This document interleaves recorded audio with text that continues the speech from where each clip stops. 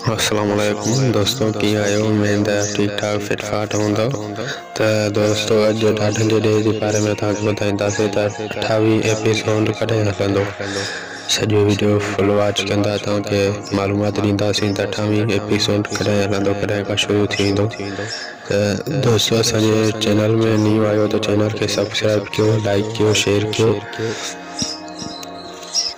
तव्हां ॾिसी रहिया आहियो सिंधी ड्रामो न्यूज़ मां या गज़न अली। तो दोस्तों असांजे चैनल के सब्सक्राइब कयो ऐं लाइक कयो, शेयर कयो।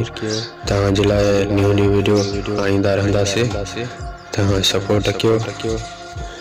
कल्ह जेका शिराज जिलानी साहब ॿुधायो त 28 एपिसोड कॾहिं हलंदो, कॾहिं खां शुरू थींदो। तव्हांखे इहो अहवालु ॾींदासीं। डायरेक्टर जेको ॾाढनि जो ॾींहं जो आहे उहो सैयद शिराज अली जिलानी आहे। तव्हांखे इहो ॿुधाईंदासीं त कॾहिं खां शुरू थींदो एपिसोड, तव्हां फुल वीडियो वॉच कंदा। त दोस्तों हलूं था वीडियो जी तरफ़। दोस्तों कल्ह जेको आहे सैयद शिराज जिलानी साहब पंहिंजे मैसेज में चयो आहे त सूमर खां शुरू थींदो। ॾाढनि जो ॾे जेको ड्रामो आहे सूमर खां शुरू थींदो। जी दोस्तों सूमर खां इंशाल्लाह शुरू थींदो। मां गज़न अली, तव्हां ॾिसी रहिया आहियो सिंधी ड्रामा न्यूज़।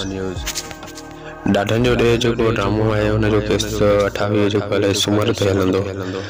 डायरेक्टर ॾाढनि जे ॾे जे पाण चयो आहे त सूमर खां शुरू थींदो ॾाढनि जो ॾे 28 एपिसोड। ऐं तव्हांखे दोस्तनि खे इतला ॾिनोसीं त 28 किस्त आहे ॾाढनि जो ॾे जो सूमर खां हलंदो। तो दोस्तों तव्हांखे कीअं लॻो वीडियो पसंदि अचे त लाइक कयो, शेयर कयो ऐं चैनल खे सब्सक्राइब कयो। मिलंदासीं कंहिं ॿिए वीडियो सां।